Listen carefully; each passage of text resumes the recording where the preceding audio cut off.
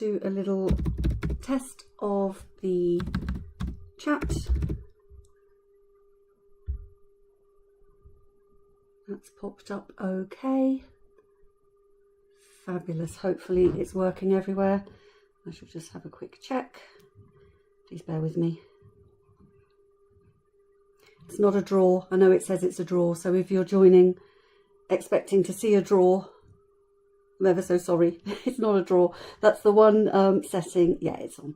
That's the one setting that we are looking at the moment. So it isn't a draw. It is a workshop from the Chaotic Family Support Service. Now, usually these just stream on Twitch, but today we are having a go at getting it also onto Facebook and onto YouTube as well. So you have more options to watch it, a bit more accessible for people that maybe don't have a Twitch account, don't want a Twitch account, use our Facebook page, would like to see it there. So we're giving it a try today. Hopefully the technology is working. Lovely Chantel was on a call with me on Monday trying to get it all set up. So as I say, it's not a draw. Apologies if you have come here because it says it's a draw. It is a setting that we can't remove yet. We are looking into it to see if we can. So it's not a draw. It is a workshop through the Chaotic Family Support Service. So it is 11 o'clock. I shall launch straight into it. So what are we going to be talking about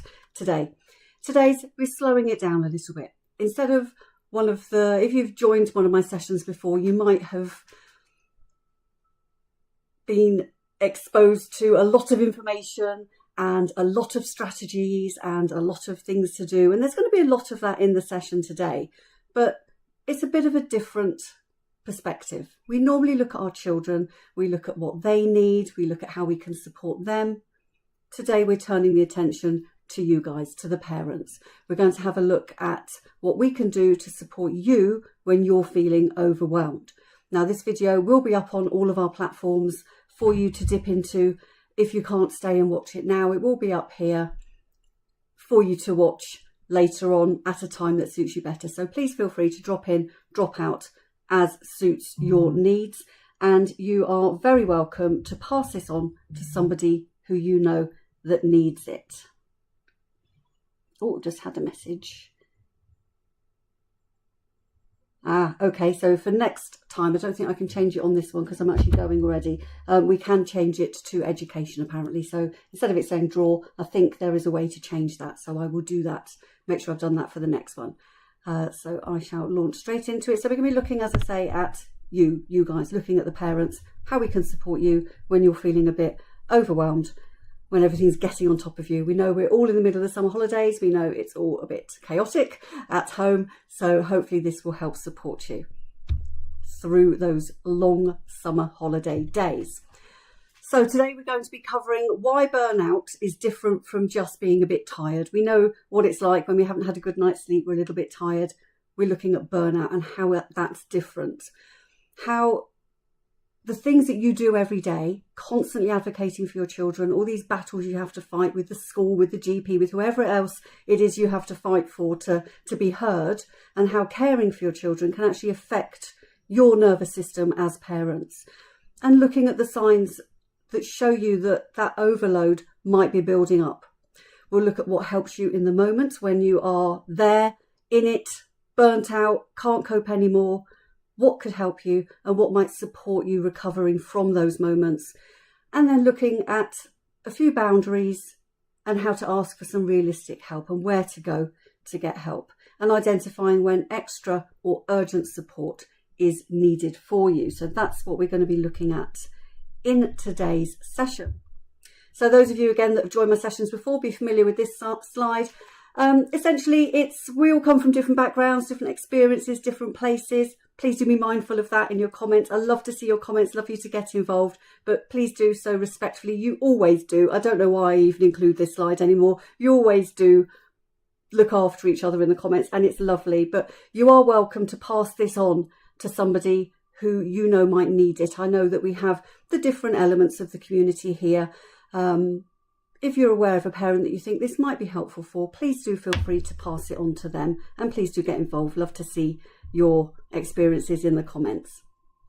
Okay, so let's launch straight into it. I think the most important message that I want to get across to you all today is you're not failing. If you are burning out, if you are overwhelmed, if you are struggling, that doesn't mean you're failing. It doesn't mean you don't love your child. It doesn't mean that you are not a good parent.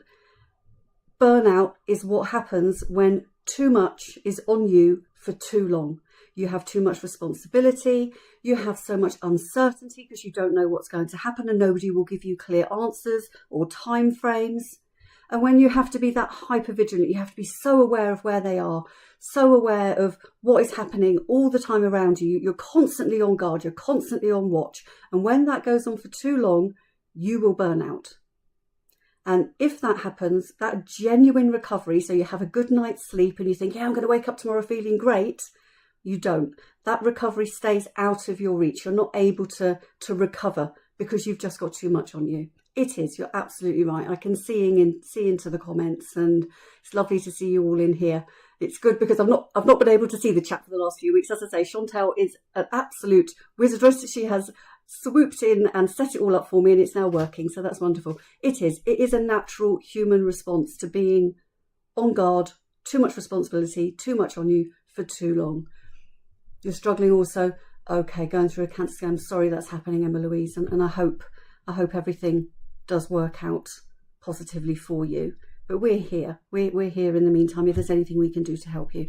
And later on in the presentation, we will be talking about what support we can give you, how you can reach out to us, and what people are there for and what they can do to support you. So that will be coming later on.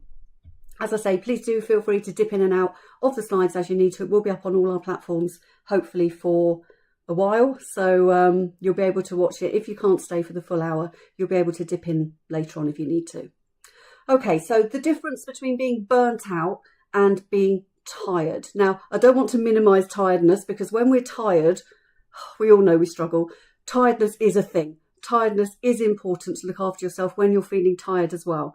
We're also going to look at the difference between just being a little bit tired without minimising it and that burnout, that really serious thing that we need to take very, very, very seriously. So tiredness. What is tiredness? Well, tiredness usually improves with sleep, or if you have a bit of a quieter day. If you have a bit of a day where you're not running around out and about, you have a good night's sleep the night before, so you feel a bit more able to cope. You feel a bit better approaching your day when you wake up in the morning. If you have a rest, that capacity to cope, that capacity to get up and cook dinner and do the washing and do all the other things that we have to do as parents, that will return if you have a rest. Things might still feel a little bit hard, but generally they are possible. You can still cope with them. Burnout, on the other hand, you have a good night's sleep, you wake up the next day and you still feel exhausted. You don't have any restorative benefits from a good night's sleep. You have an evening off. You don't feel rested. You don't feel restored. That is burnout. And one tiny demand can feel massive. One tiny little thing where someone is asking you to do that one more little thing. It might be tiny. It might be just, can you pop to the shop and get me some milk? Absolutely not. You cannot cope. That is one more thing on top of you that you can't manage. That little demand is huge. And while you're in this burnt out state, your ability to think clearly, to be patient, to be caring and kind and not snappy and wonderful and make decisions and be motivated and get out of the house, that all goes down the drain. It all reduces. You can't do it. You cannot make a decision. You have got zero patience. You don't want to do anything. It all goes out the window. It all reduces. That means, could be a sign that it means that you are burning out. You're not just tired, you've moved beyond tiredness and you are burning out. And if you notice any of these things happening to you, that is when you need to be reaching out for support. And as I say, we will be looking at that support, how you can get it, who's out there later on in the slides. Yeah, find if you sleep more than 5 hours, I feel more tired. I know, isn't that funny? Sometimes it does, doesn't it? You think, oh, I've had a wonderful 10 hours sleep, and then you wake up exhausted. Well, that's because you've actually started to restore your normal levels, but you're not quite there yet. So you might need a couple more nights like that to really feel the benefits of it. Whereas if you do it once, your system has started to heal, but it hasn't repaired fully yet. So that could be sort of an explanation why. Veronica says, yeah, every morning I have to keep going. Just us two, I'm not going to back down. Good, yeah, good for you. I do. It's so hard. It is so hard. And yeah, you try your hardest for your boy. Mental health team have given up. Okay. Right. Okay. Veronica, I am going to be giving the booking information later on in the slides, and I would love to have a one-to-one conversation with you to see what we can do, even if you just want to talk to another adult, someone that understands what's happening. I mean, I've got a teenager now who has autism, and it can be really hard. It can be really hard. So I do really understand. And if you want to book in, if you want just to have a chat, that's what we're here for. Pat said, does magnesium help anyone else with sleep? So there are lots of studies on magnesium, and it has been found to be very beneficial for sleep. You just need to make sure you're getting the right one. There are different types of magnesium. I think there's 3 different blends. You need to get the combination. So don't just get the single magnesium, try and get the combined one. If anybody wants any information on things like that, I do have resources, I do have research, I do have things that I can send you to help point you in the right direction for if you wanted to try and explore those things. But it has been shown to help, it has been shown to support. And there are also foods as well that can help you with sleep. There are natural foods that have natural enzymes and things in them that can actually help you with your sleep. And again, I've got some really nice resources on those, which I'm more than happy to share. If you wanted to ping me a message on Facebook, I can send you those over. That's absolutely fine. You can find me on there. It's Polychaotic. I do post quite a lot. I typically post posters advertising these lives. So you might have seen them. You might have seen the pictures and seen the little photo of me on there. That is me, Polychaotic. You can message me on there and I can send it over to you. But I do have some really lovely resources, and they're written for parents. So they're accessible, they're understandable, they're really, really clear, and I can help you interpret them if there's anything that you're struggling with. Nikki, got a phone call booked in me on the 14th. The 2-year-old is suspected autistic, has speech and language. Okay, perfect. Brilliant, Nikki. Okay, so we can help prepare you for that. We can have a look at what's going on, maybe what questions you need to ask. We can get you ready for those appointments in your sessions. I'm really looking forward to meeting you on the 14th. So burnout builds over time. We know that we don't just start from being perfectly fine to being completely burnt out. There's a process. There's a building up of things that happen that get us to that point. It's often not just one dramatic event. It's that layering. It's that combination of things that happen that burn us out. So we see disrupted sleep, that need for constant advocacy, that constant battling, that all the meetings with the school, if you're fighting for an EHCP, if you're trying to get someone to listen to you, if nursery aren't paying attention to your concerns, if your doctor's not referring you, if you're on a long waiting list and you're living the chaos in the moment while you're waiting for that to happen, if you've got appointments, if you've got paperwork to do, finances, work pressure, assuming you're able to work because you're not being called out of school every 5 minutes to pick your children up, that's another big battle, isn't it? That uncertainty about what's going to happen in their future, particularly if you're approaching maybe a transition point. So you're moving from nursery to primary school, moving from primary to secondary, or leaving secondary school, maybe looking at going to college if that's something that's suitable for your child. All that uncertainty, what's going to happen? What's going to happen next? How are you going to get them there? Who can help you get them there? It can really, really build. And it's so many things combining that lead to burnout. And that little protected recovery time, we know as parents of special needs children, we don't have a lot of time where we get to step back, sit down, have a cup of tea, scroll on our phones, do whatever it is that we would like to do in the ideal world. We have to be on alert. We have to be making sure they're not climbing out the window. They're not in the sink. They're not flooding the bathroom. They've not opened the front door and disappeared down the road. They're not doing all of these things that we see happening. And we don't have that protected time for us to recover. So that burnout, that tiredness builds and builds and builds and builds. All these things layer and layer, and we end up burnt out. And that's what we're trying to look at today, to recognise what might be happening, to see the signs before you reach this point, so you can reach out for help, get the support in place before you actually get properly burnt out. I think it feels less lonely, not so normal when you have others who can relate. Yeah, you're absolutely right, Rachel. Definitely. Being able to talk to someone who understands can make such a difference. It really can. very often I find that we are dismissed by the professionals that are working with us. Those professionals that should be supporting us and should be understanding because they're qualified, they've done training, they're professionals in this, professionals in that. They don't seem to understand, and I don't get it. If a parent is coming to me, explaining to me how they're feeling, what they're seeing, what their experiences are, why would you not believe them? Why would you judge them? Why would you blame them? Having someone that you can talk to that can relate to you can be life-changing, can really, really make such a difference. You're absolutely right. And I think it's really important that we note that that invisible work, all that stuff that goes on in the background that maybe other people don't see, is still work that we have to do.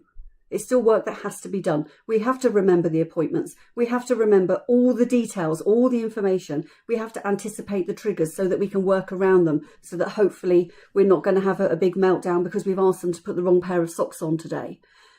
That explaining things repeatedly all over again and again and again, and explaining it to other people again and again and again. You have to start right from the beginning and go through all of it with everybody. It's like nobody knows how to take notes. They don't have any recall of a conversation that you had last week. You have to start all over again from the beginning every single time, and it's exhausting. You have to remember so much to be able to do that every time. Looking for services, finding out what your rights are, understanding what your rights are, and then battling for your child to get what they are entitled to.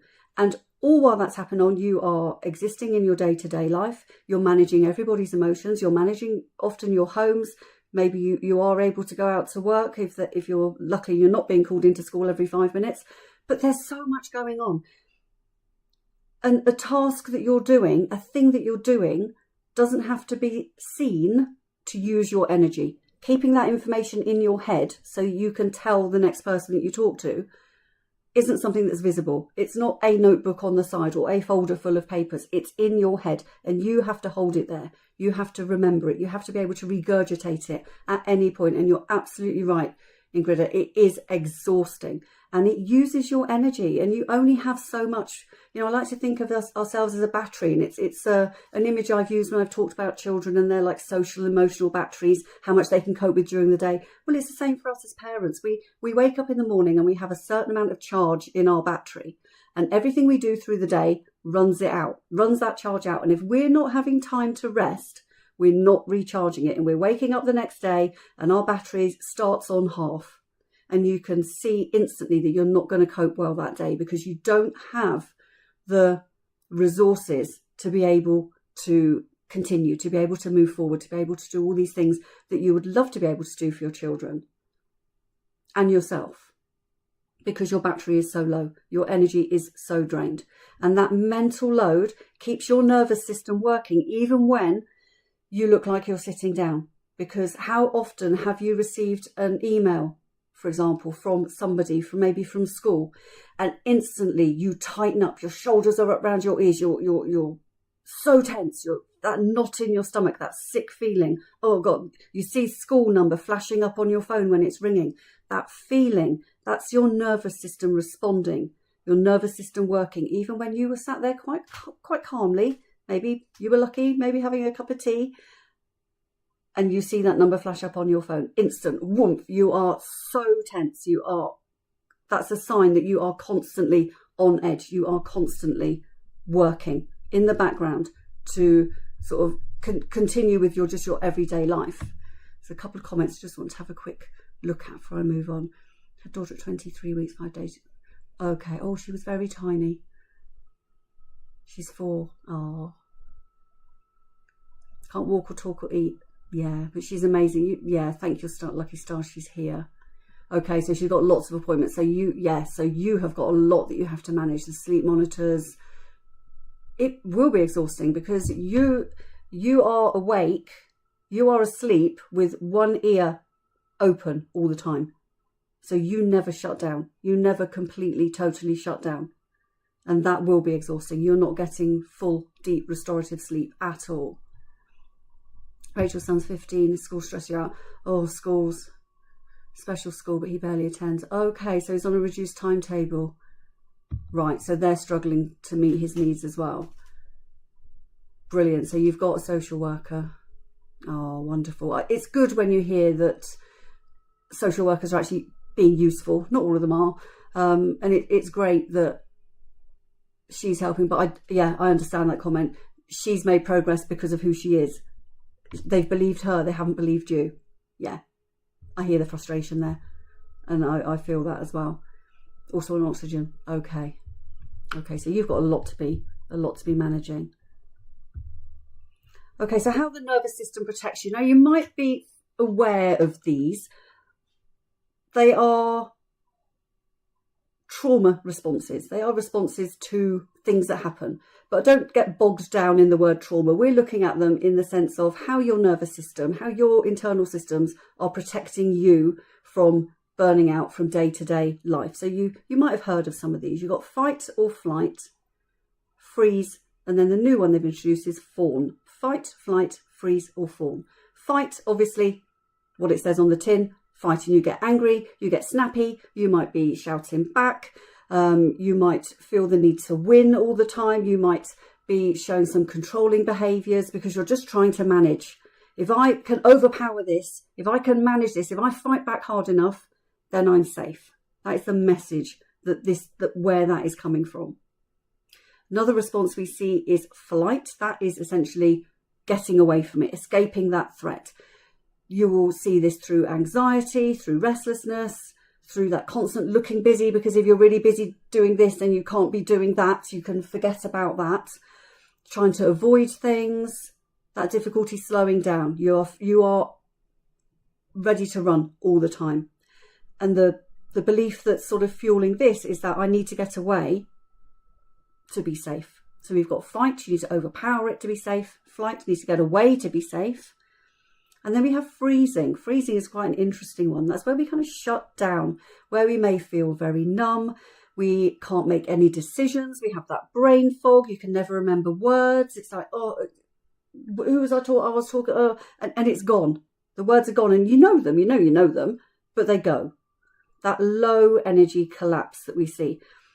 And this comes from the sort of nervous system feeling that you can't escape, so you can't fight it off, you can't run away from it, so you're going to shut down, you're going to withdraw, you're going to put your head in the sand. If they can't see me, I can't see them. That kind of attitude. You see your children maybe do it all the time, where they put their hand in front of their face or they look away from you. My dog, I've got a Labrador, my dog does it all the time. You tell her off because she's done something you don't want her to do, and she sort of looks away from you. You see this little eye peeking in the corner, so it's like she can't see me because I can't see her. It's that thing, isn't it? If I can't see them, everything's fine.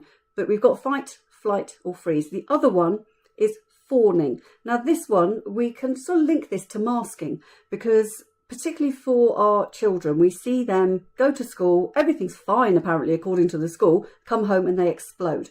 Because they are fawning, they are prioritising others, seeking approval, avoiding conflict, and having difficulty saying no. So they are people pleasing. They are coming from the point of view that if I keep everybody else happy, then I'm safe. It's that nervous system response. And these responses, all of these responses are automatic. We're not choosing to do them. So Rachel said she gets really defensive. Yeah, in the eye contact, absolutely. But you're not doing it on purpose. It is your nervous system. It's how your nervous system has activated to protect you. It is not a choice. It is a protective pattern to try to keep you safe, to try to look after you, to protect you. So when you see these things kicking in, we're not doing it on purpose.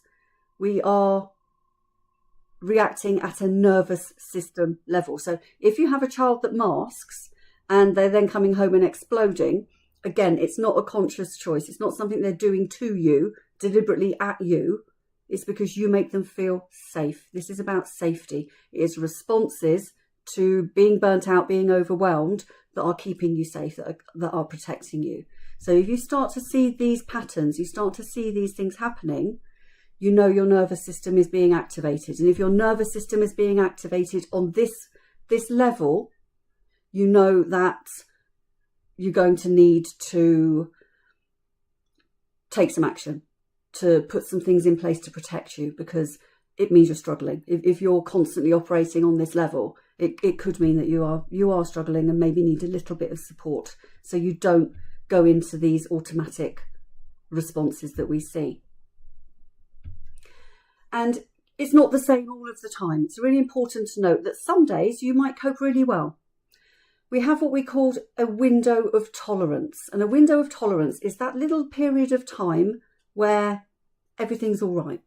Might not be great, but it's okay. You can cope. You can cook dinner.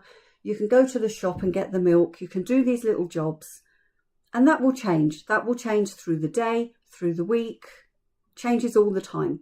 When you're inside your window of tolerance, when you are coping, when you're okay, you can think about things, you can make choices, you can make decisions. If someone says to you, what are we having for dinner? You don't just like freeze and stand there and look at them like, what's dinner?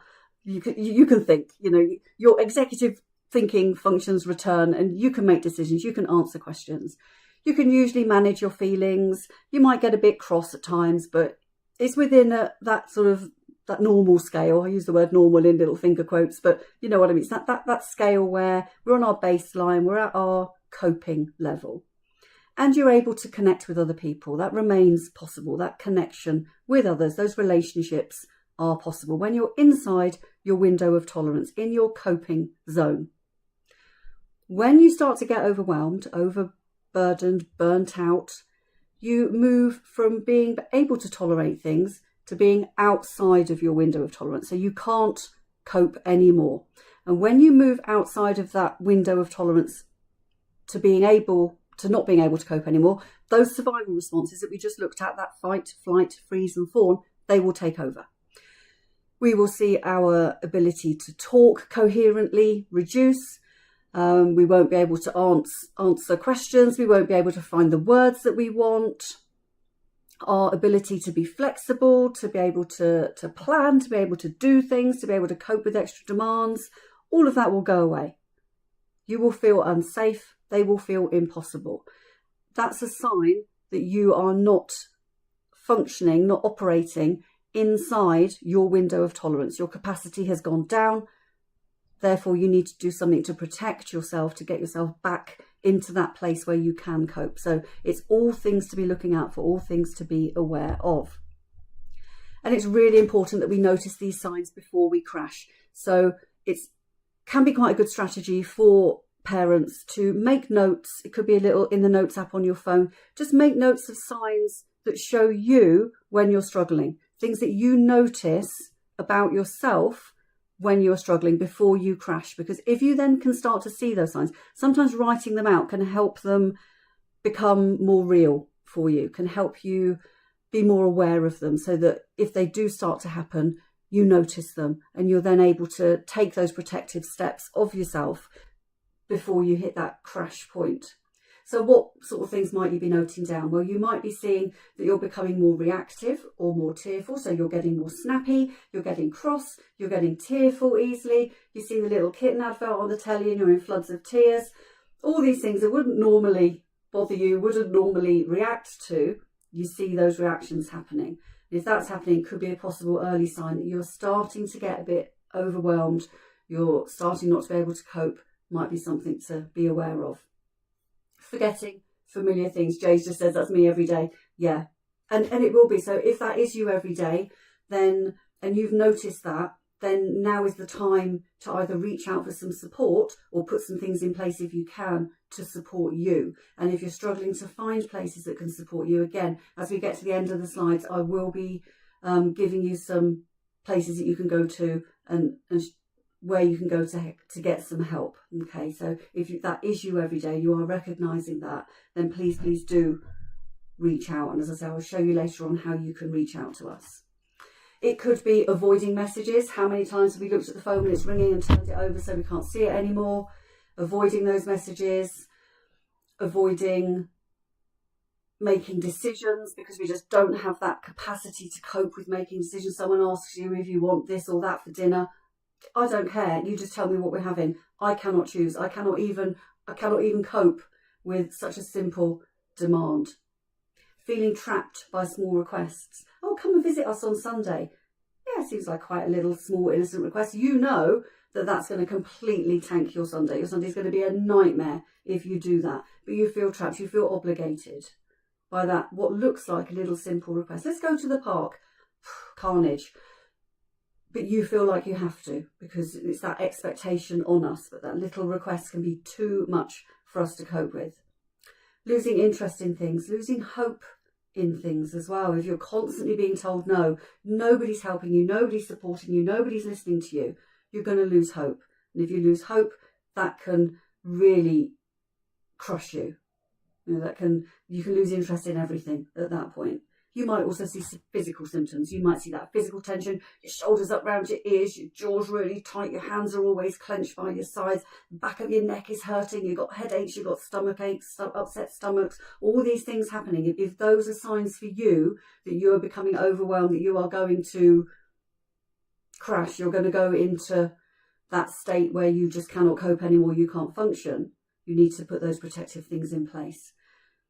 Needing more time alone. If you find you're withdrawing, if you find you are constantly leaving the room, you are not meeting up with your friends that you would have met up with before, you're not doing the normal things that you would usually do, you are retreating, that could also be a sign. It's not just about being shouty and throwing things and all these things that we might think that we would do when we're becoming overwhelmed. It can sometimes be that shutdown. Remember, freeze was one of the nervous system signs that we saw. Notice the signs before it gets too big. Hayley's been having issues finding username on the website. Hayley, okay, I will be completely honest, that's not my area of expertise, but I will make sure, I've got my pen, just make a quick note. I will make sure that we come back to this comment if there isn't an admin or moderator here at the moment. I will make sure I highlight that to them so that they can help you find your username, help you get that sorted out. Jay says, no support around, everyone just sees me as coping. Yes, so you are fawning. So your nervous system response that's coming out in you is that fawn response. You are looking like you're coping. Yeah, so you might not be doing the people pleasing, that side of things. That word fawn isn't maybe the best word for it always, but you're looking like you're coping. Yeah, so, oh, lovely. Oh, thank you. Jay's popped in there. A little helpful hint there for Hayley as to how she might be able to find her username in the absence of me knowing anything at all about Facebook. My apologies. So thank you for that one. But as I said, I will try and get that flag to make sure that Hayley can find her way around what she needs to get as well. Okay, so burnout, again, it can look very, very different for different people. For some people, it looks very, very active and very big and very loud and very explosive. It could be that anger, that panic, that constant doing things, being unable to stop, controlling everything that happens. You're constantly looking like you're moving, you're on the go, you're overwhelmed, overtired, overstimulated, buzzing around all over the place. So for some people, you would think burnout would look like gone, not doing anything, just completely blank. But for some people, it can actually look like fizzing, bubbling, buzzy, can't stop, constantly on the move, constant snapping, all these little things that we're constantly doing because they are so overwhelmed, so overstimulated. Their bodies cannot settle, cannot stop. For some people, it looks very quiet. It might look like numbness or that they're very disconnected, they're not engaging. It's that eye contact we talked about before, that withdrawing, not getting involved in things, that doom scrolling. We know that sometimes it's very easy to sit on our phones and just doom scroll away because we don't have to think about it, do we? So it's that withdrawal. And it's also that phone, when you're paying attention to your phone, that creates a barrier between somebody coming up to you and saying, can you do this? I need help with that. Can we do this today? Can you do that? Can we? Asking those questions. If you're there busy, you're looking like you're busy on your phone, people aren't going to come up to you and ask you questions. So it can be a way to shut people out, a way to create that barrier, especially if you've got it like in front of your face. They're not going to be able to make eye contact with you. They're not going to be able to have that conversation with you because you're using that as a way of protecting yourself. It's like putting up that fence around yourself. And it can look like being unable to begin anything, procrastinating, putting things off, not knowing where to start. You've got a list of things you've got to do today. What one you're going to do first? I'm not doing any of that. Put it away. You can't start. You can't function. You're so burnt out, you literally cannot begin a task. So it can look very different for different people, and it's important, especially if maybe this might not apply to you if you don't have a child that doesn't have special needs, but you know a family that does. You may notice some of these signs in them. If you have a family member that maybe has a child with special needs, and you are thinking, actually, what she's saying, this is an awful lot like my whoever it is, it may be nice to reach out to them, to support them, to offer some support to them. Be aware not just in ourselves, but of those we care for that are around us. And Charlotte says, this sounds just like me, feel so drained but then can't sleep. Yes. So yeah, absolutely. And that is a classic, because your mind isn't shutting off. If you've got things that are running around your mind, and I've got a thing that I now do, is sometimes I have so many things going on in my head that I can't then go to sleep.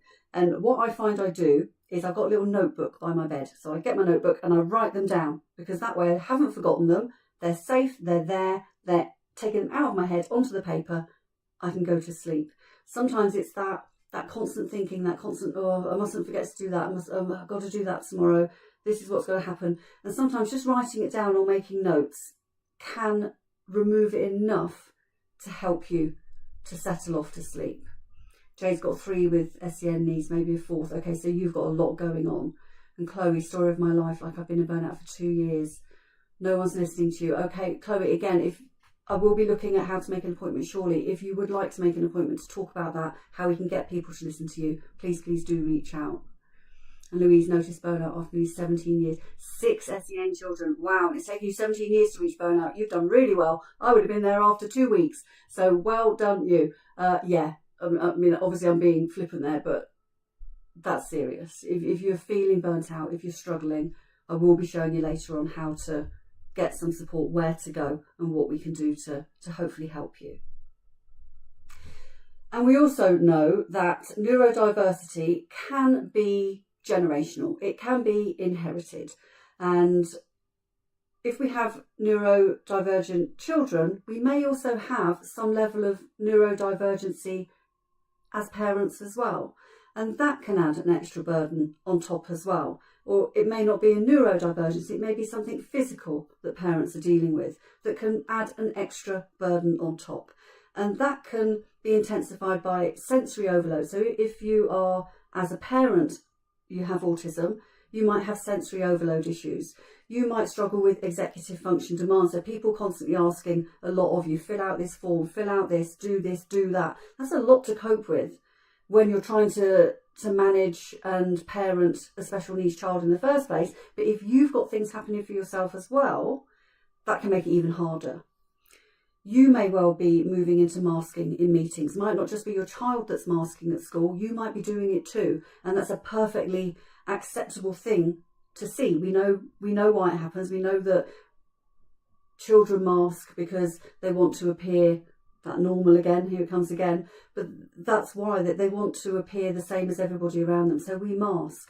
And we mask in meetings. We mask in professional spaces where sometimes just saying to them, look, I have this as well. The professionals might then be more accommodating, or they should be more accommodating and more supportive of you in those high stress moments, such as meetings. You may have difficulty switching between the different things that you have to be doing. So switching your attention from one thing to another, that can be quite hard. You may suffer from rejection sensitivity, or that invalidation of things in the past where you've been judged, you've been blamed, you've been told you're the reason your child is like that. It's your fault. It's not your fault. And nobody should ever tell you that it is. But that can intensify the burnout that you're feeling. And having your own needs recognised very late, or not at all. Some people never get the diagnosis. I know some waiting lists for adults in some parts of the country are like 12 years. Some local authorities just have given up assessing parents altogether because the waiting lists are so long, they're just not doing it. Not having your needs recognised can make it much harder for you. Much, much harder for you. A few comments, just going to scroll back and have a look at them before we move on. So yeah, so we've got some parents here saying that they've got ADHD and autism themselves. So yeah, absolutely. So that's going to make it much harder for you on top of everything else that you're dealing with for your child. Struggle with your oldest, ADHD, suddenly go early hours in the morning. Okay, yeah, they do. They wake up. It's like their eyes open and boof, they're gone. They're off, and they don't stop until they go to sleep again. And as parents, it can be exhausting. Can be absolutely exhausting. The youngest is ASD and total opposite, which just wants to chill out and quiet. Yes, that must be difficult, balancing the summer holiday needs for both children, because one wants to be on the go and the other one doesn't. What do? Because you can't leave them on their own. So yeah, that's a real push-pull you've got going on there. Jade Evans says, I've got autism and other things. I'm 35. No point seeking. And that's the thing. No point seeking a diagnosis. You've just said it. And that's what a lot of adults say. They say there's no point. Don't do forms. My kids or schools, the kids' schools do them. Yeah, absolutely. Don't see the point. Another one saying they don't see the point of being screened. Shouldn't be like that, should it? Because it can open doors for support for you as well. Okay, so how nervous systems interact. A distressed child, so if your child is screaming, throwing things around, that can increase your feeling of alarm, your feeling of concern, your worry, your panic that you might be having going on within you. And if you are running on half a battery already, you've got less capacity to lend to your child to help calm them down. We know that co-regulation, that where if we're calm, if we're quiet, if we're steady, that can help pass on to our children, help calm them down. If you have no capacity, you can't do that. You can't calm them down. And this is a nervous system response. It's not a sign that you're doing something wrong, your child is doing something wrong. Your child does something, you react. That's a nervous system level response. And you can't calm them if you can't calm yourself. But the goal isn't to be perfectly calm all of the time. How wonderful that would be. It's about having enough safety through the situation. It's about reducing those demands on you and repairing things successfully when things do go wrong afterwards, when everybody's calm. We know parent burnout is real, like this little picture says here. You can't do it all, and it's time to give up that myth of being a multitasking superhero. You're a human. Give yourself permission to accept that good enough is perfect, and it can be. Just being good enough is enough, and I'm going to come back to that message later. So co-regulation, we've spoken a little bit about co-regulation there. Doesn't need to be perfect. Things that could help your child if they're having a moment, let's just say, using fewer words, softer voice, doing the same thing each time, predictable choices, calm physical presence. So that could be a hug, it could be giving them a particular toy, it could be moving into a particular quieter area, offering them something that you know helps calm them down. There's predictable things that can help calm them down. But you can't do any of that if you're not calm. So what do you need to do? If you're struggling, what can help you? Slow your breathing. So particularly the breathing out part. Breathe in and then slow the breathing out. Maybe count to 6 as you breathe out, for example. That's an arbitrary number. It's whatever number is comfortable for you and your breathing rate. Slow it down. If you're slow it down a little bit. Just slowing it by a couple of counts can help, and then draw it out a little bit more each time. Relaxing one part of your body, like I say, if your shoulders are up around your ears, your jaws are clenched, your fists are clenched, relax it. So tense it up and then relax it, drop them down. Sometimes you don't actually notice that your body is tense until you consciously try to relax it. So you could, if you have a quiet couple of minutes, you could sit and you could work down your body. So your jaw, actively clench it and then let it go, let it relax. Your shoulders, actively bring them up and then let them drop. Your hands, your arms, actively tense it and then relax it. Because you might be holding tension in part of your body that you do all the time and you don't know it's there. And until you tense it up or try to tense it up, it might already be tense, but trying to tense it up and then relaxing it can show you where you're storing your tension. And if you then notice a pattern that you're always storing it in your shoulders and your neck, doing that tension, doing that relax, when you start to get a bit overwhelmed, that can really help to calm you down, to relax you. Reduce the people around you. If there are people there that don't need to be there, shoo them out of the room. If there's somewhere they can go where they're safe, reduce your audience. You don't need a crowd stood around you while you're struggling. So take yourself away, get rid of them. Whatever is safest, whatever works for you. Reduce the people that are around you. And remind yourself this is hard, but it's not dangerous.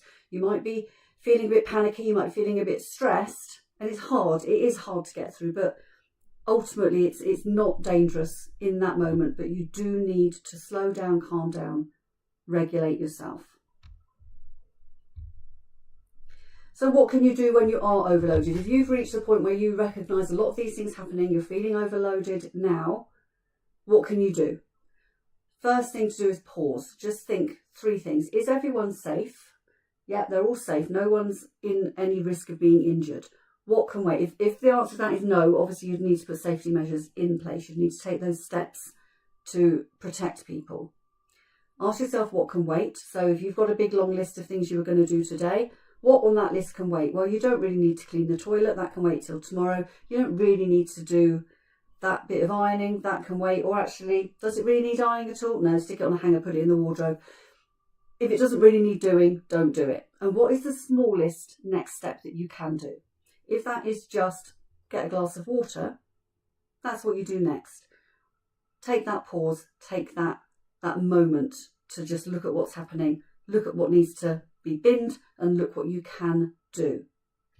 Reduce your words, reduce the noise around you if you can, and reduce the choices that you have to make, because you don't need all these unnecessary things to be piled on top of you, all these things that you have to be doing. You don't need that pressure to solve everything right now. So just get rid of it.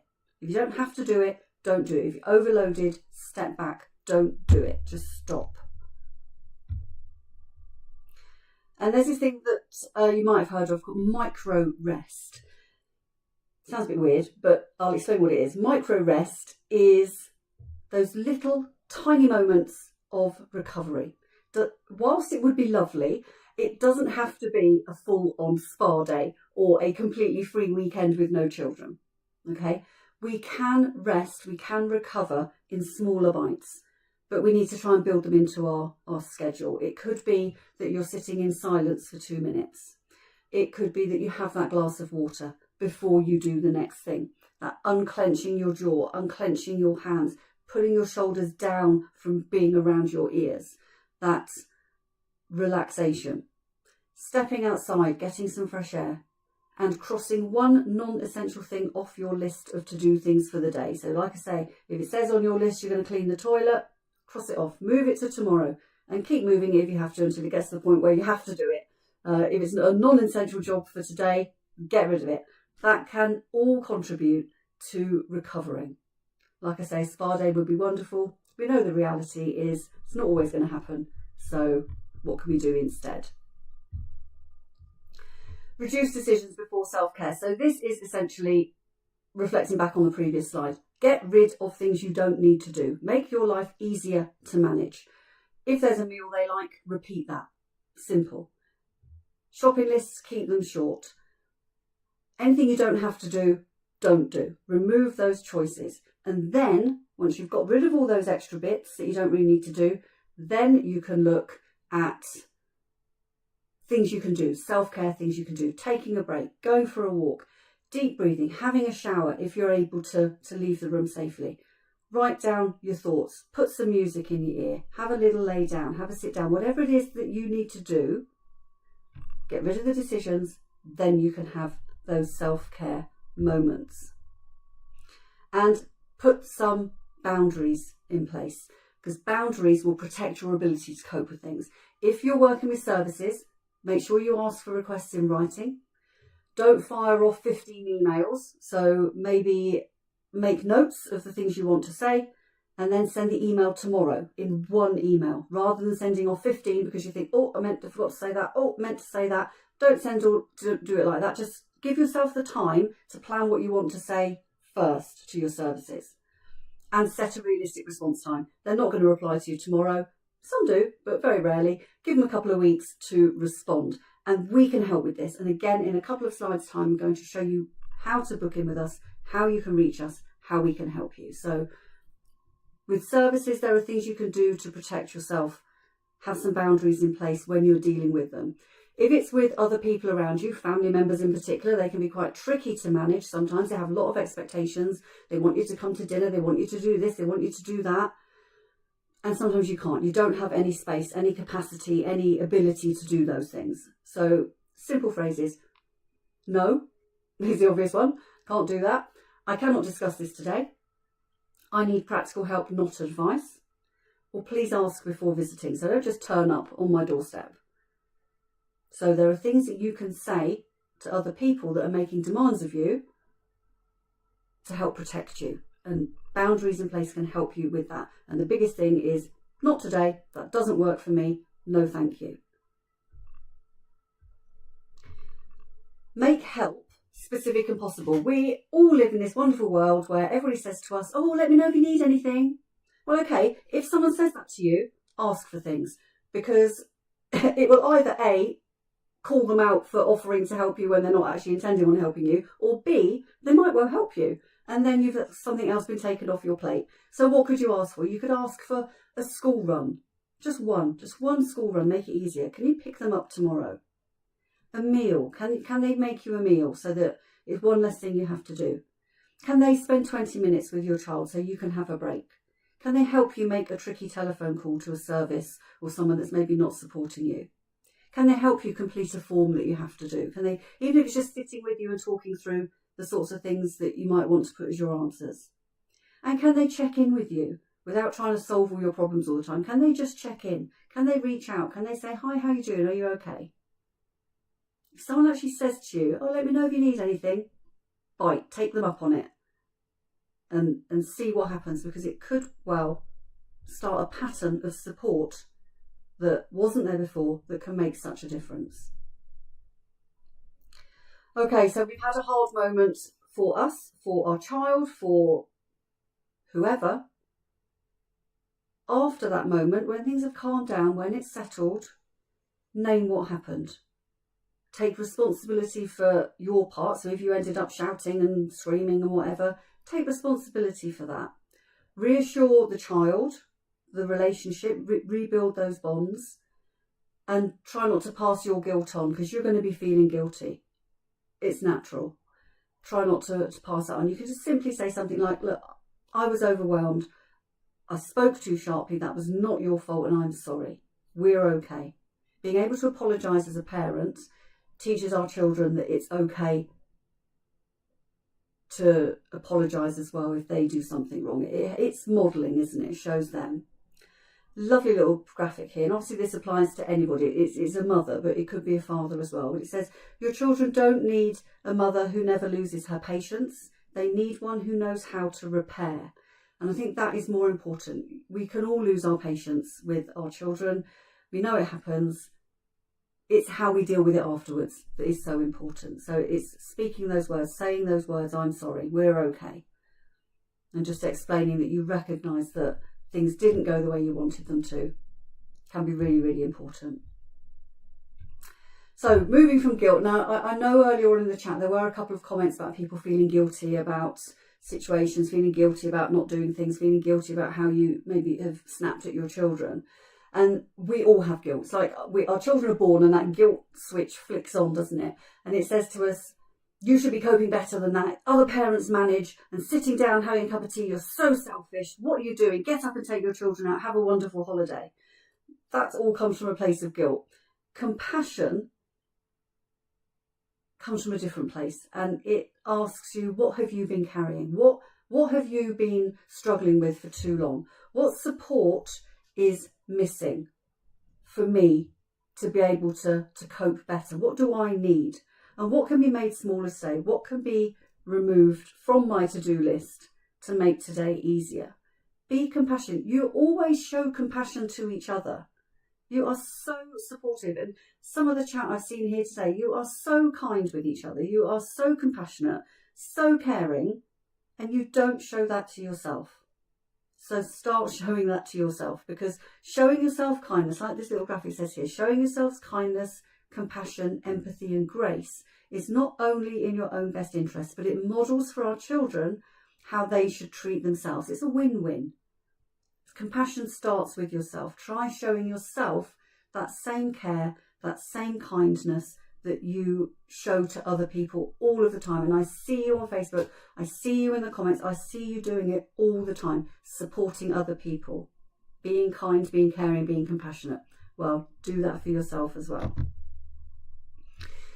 So a simple way you can get some support for yourself is to this traffic light plan. So we know with traffic lights, green is go, red is stop or danger. So if you apply this to supporting yourself and recognising maybe when you're starting to get burnt out yourself, apply it in a similar way. So green could mean managing, all good, you're okay. You've got basic recovery points, which is sleep, maybe rest, cup of tea in the morning. You've got those basic things that you've got. Protect those, keep those there, and accept help early. So if someone says to you, is there anything you need? Yes, actually, I'd love this to be done. Accept the help. That's green, all's good, you're coping, you're okay. If you start to struggle, you start to move to that yellow or amber light, and you start to be aware that you're getting a bit snappy, your shoulders are moving up around your ears, you're getting tense, you're not coping very well, cancel those non-essential demands. If it doesn't need doing, cross it off your list. Move the toilet cleaning to tomorrow.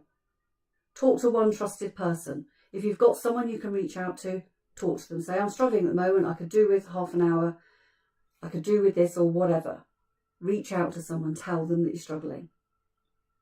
Or you can then contact your GP or support service before it reaches that point of crisis, before you go into that red zone where things are becoming unsafe, you're unable to cope anymore. Use your urgent support. Reach out to your urgent support, and I will give you in the next couple of slides some places you can go to. Don't stay alone when you are in crisis. If you are in crisis, please reach out for support and focus only on the immediate safety of everybody. So look at your safety, get some support, reach out for support if you've reached that red point. So there's a big clue on here as to who you can reach out to, and the next couple of slides I'll show you how to do so, but you can reach out to us. I am here. I'm here all summer. I'm here all week. I'm here all summer. I'm here pretty much all the time, so when I've got annual leave. We also have the wonderful Jasmine. She does some sessions for us as well. We offer free one-to-one sessions, and I will show you on a slide in a moment how you can book those. So you can reach out to us for support. Other places you can go are your GP. If your burnout is persistent, it's getting worse, or it's affecting your ability to cope with your day-to-day functioning, please do reach out to your GP. If you broke your wrist, if you cut your finger, you'd put a bandage or a plaster on, wouldn't you? It's the same thing if you are struggling, if you are burning out, if you are not coping. Reach out for support. There are things they can do to help you. Okay, so please do reach out.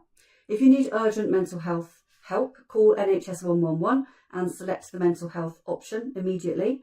If you're in immediate danger, you've got your 999 or A&E.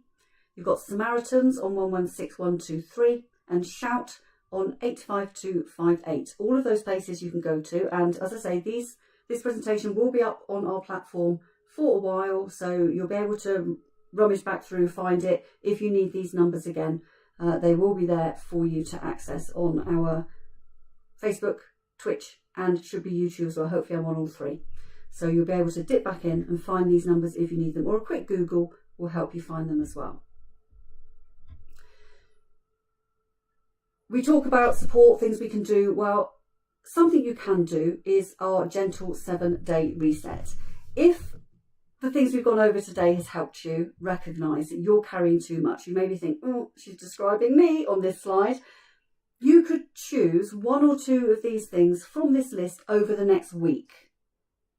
You don't have to do everything all at once, but maybe choosing one of these might help you start to reset, might help you start to move out of that place of burnt out into that place of being able to cope again, back into your little window of tolerance we spoke about earlier. So what could you do?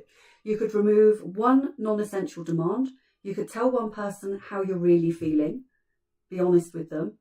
Protect one 10-minute pause if you can. If you can build in 10 minutes somewhere in the next 7 days, that might make a big difference to you. It might not sound like a lot, but it might actually really, really be helpful. Simplify something that you do a lot. If you do a lot of washing, which I'm sure you do, is there a way you can make it easier? Is there something you can do to make that easier? If so, make it more simple. Write down your amber warning signs. I've already said, make a note of them, put them in your phone so that if you're starting to be aware that you're feeling like that, you can check it and say, yeah, that's one of my signs. Okay, I'm starting to struggle. I need some help. Make an appointment if you need support. And notice something you managed, because I guarantee You are managing a lot of things. You are doing a lot of things really, really, really well, especially given the difficulty that you're having, maybe dealing with your children, services that aren't doing what they're supposed to be doing, all these other things that might be going on. Notice something that you managed. And if you just do one or two of these things over the next week, that might start to make a bit of a difference for you. You deserve support as well. You shouldn't be on your own trying to cope with this. You're not an unlimited resource. You've got that battery we spoke about all the way through this morning, and it does run out. And if it runs out, it needs topping up. It's not a competition between your needs and your child's needs. Supporting you supports everybody else. It's that thing, you can't pour from an empty cup.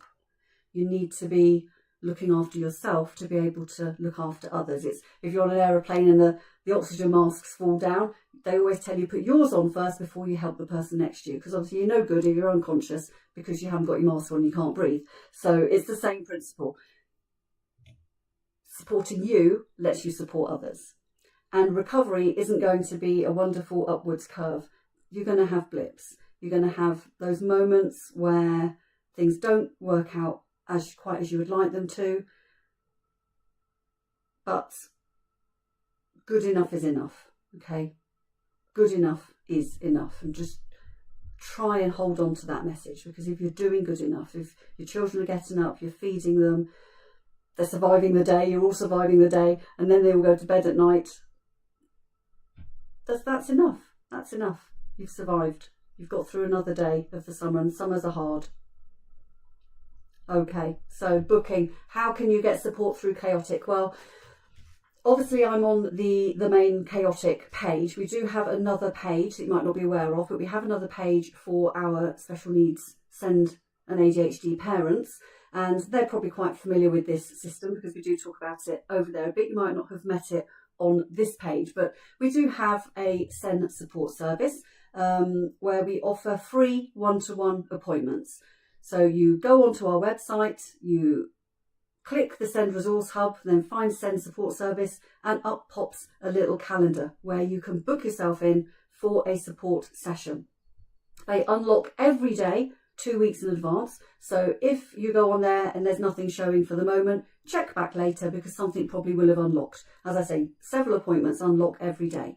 And the appointments are run by me, so you'll either be talking directly to me, lucky you, or you will be talking with our lovely Jasmine, who does an evening appointment for you, because evenings can be quite a good time for parents as well. So she does an evening, and she also does some appointments during the week as well. So it'll either be with me or it will be Jasmine. It's completely free.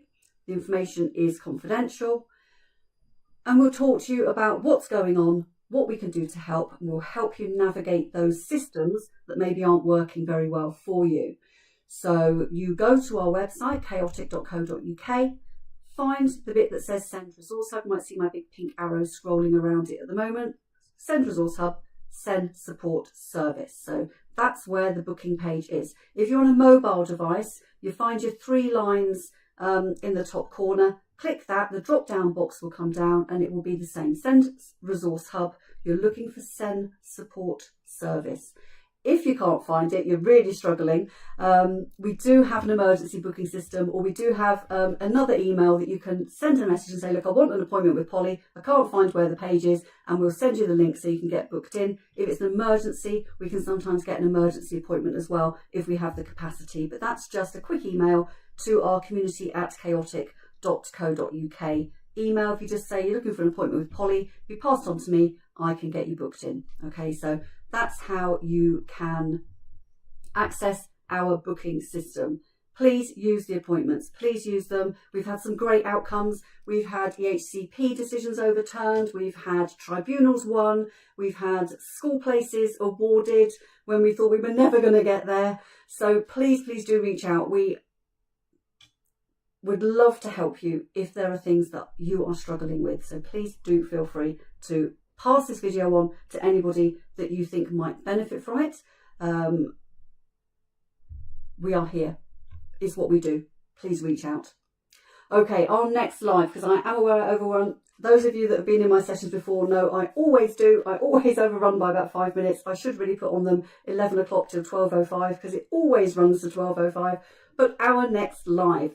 So Our next live is in 2 weeks today. It's always every 2 weeks, unless I'm on holiday, then I might move one forward or push one back, but it's generally every 2 weeks. I do try and put these posters up so you know when it's coming. And our next one is sleep routine drift and anxiety. So over the summer, we know our routines all go out the window, sleep becomes terrible, anxiety ramps up as they're getting ready for school again in September. So we're going to be looking at how we can support these things as we move ready to start the next term. I have just got my certificate for my paediatric sleep consultant qualification. So I have got a lot of resources now that I can send you for sleep. I can help you devise sleep routines, sleep programs. There's all sorts of things that I can help with sleep. It's a great qualification. I'm so pleased that I've been able to do it, and thank Chaotic so much for sponsoring me to be able to get that qualification so I can pass it on to you guys. So that's what we're looking at on our next live on the 19th. Again, 11 o'clock till 12:05, because I always run over. It will be here, it will be on our Twitch page, and it will also be posted up on our YouTube if you do want to look back at it later on. Just going to have a quick look through these last few comments because there's a lot just popped up. Okay. Secondary schools don't accommodate. Yes. Oh, yes, I know. Secondary schools are a complete law, especially if they're an academy. They can be really, really difficult. Oh, thank you, Rachel. That's very kind.